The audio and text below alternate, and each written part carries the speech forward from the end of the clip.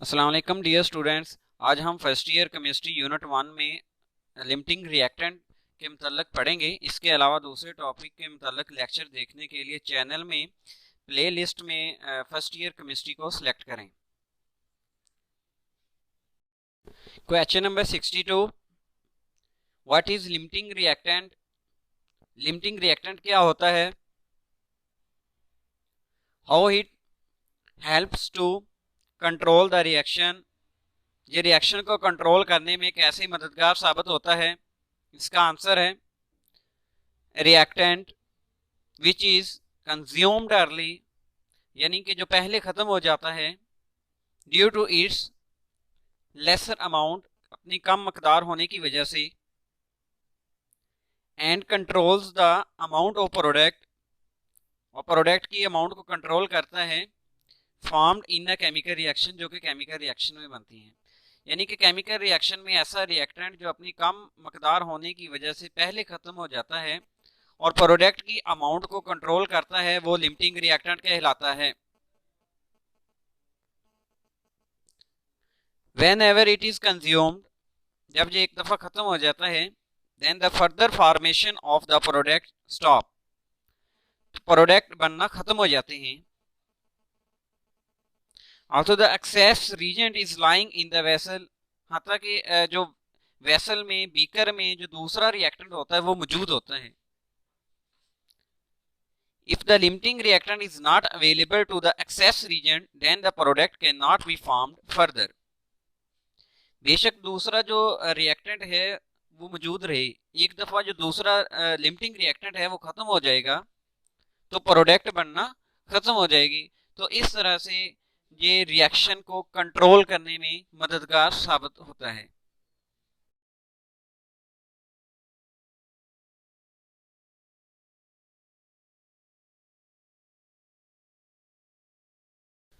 Question number 63, concept of limiting reactant is not applicable to the reversible reactions, explain it।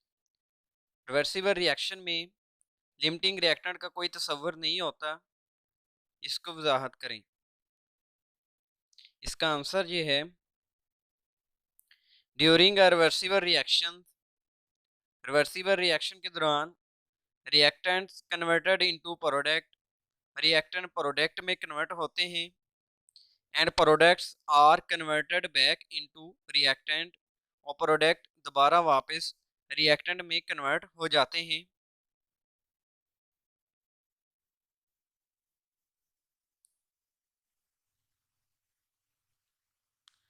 So reactant are not completely consumed, तो इस तरह से reactant मुकम्मल तौर पर ख़त्म नहीं होते। लिमिटिंग रिएक्टेंट वो होता है जो कि रिएक्शन में पहले ख़त्म हो जाता है, लेकिन रिवर्सिबल रिएक्शन में रिएक्टेंट प्रोडक्ट में, प्रोडक्ट रिएक्टेंट में कन्वर्ट होते रहते हैं, रिएक्टेंट ख़त्म नहीं होते। इस वजह से रिवर्सिबल रिएक्शन में कोई भी लिमिटिंग रिएक्टेंट का तस्वर हम नहीं कर सकते कि कौन सा होगा।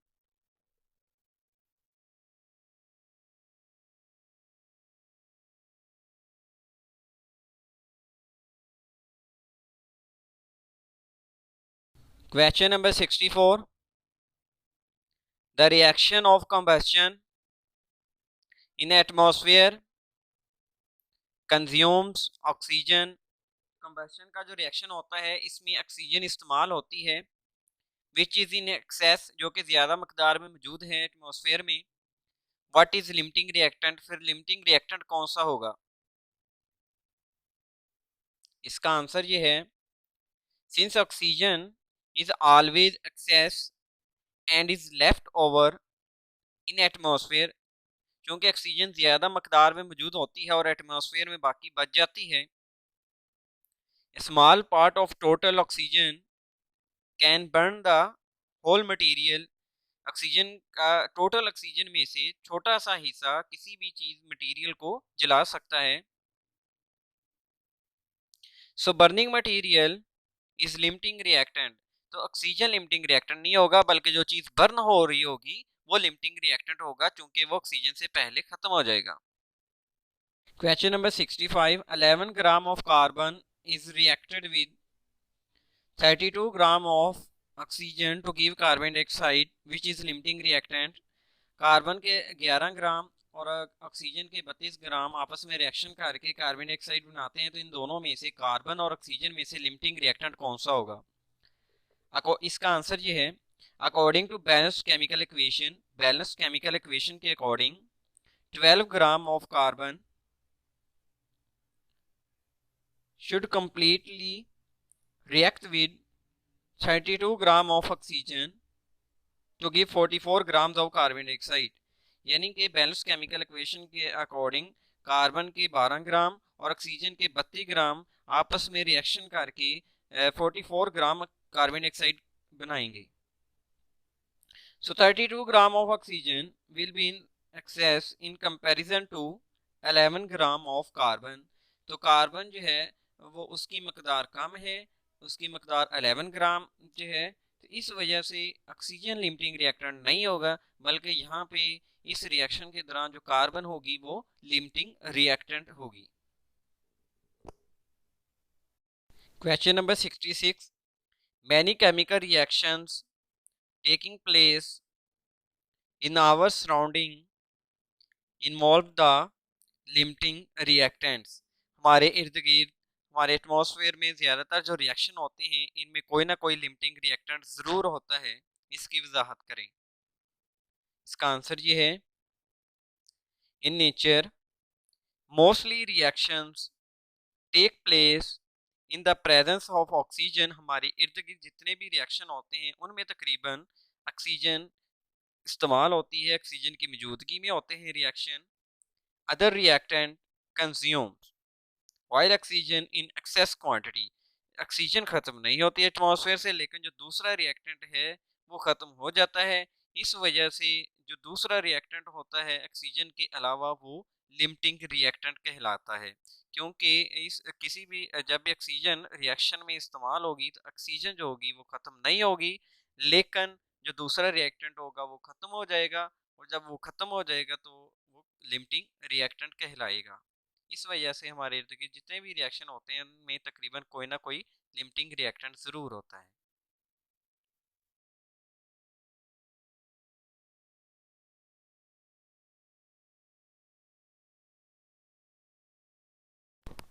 Question number 67, burning of coal in presence of oxygen is example of limiting reactant, explain it. कोयला ऑक्सीजन की मौजूदगी में जलता है तो ये लिमिटिंग रिएक्टेंट की एक मिसाल है, तो इसकी वजाहत करें। इसका आंसर ये है, ऑक्सीजन इन एक्सेस क्वांटिटी, क्योंकि ऑक्सीजन एटमॉस्फेयर में बहुत ही ज़्यादा मकदार में मौजूद है। Coal will consume earlier than oxygen, जो कोयला है वो ऑक्सीजन से पहले ख़त्म हो जाएगा। सो कोल इज लिमिटिंग रिएक्टेंट, तो यहाँ पे जो कोल है वो लिमिटिंग रिएक्टेंट कहलाएगा, ऑक्सीजन एटमॉस्फेयर में बाकी बच जाएगी।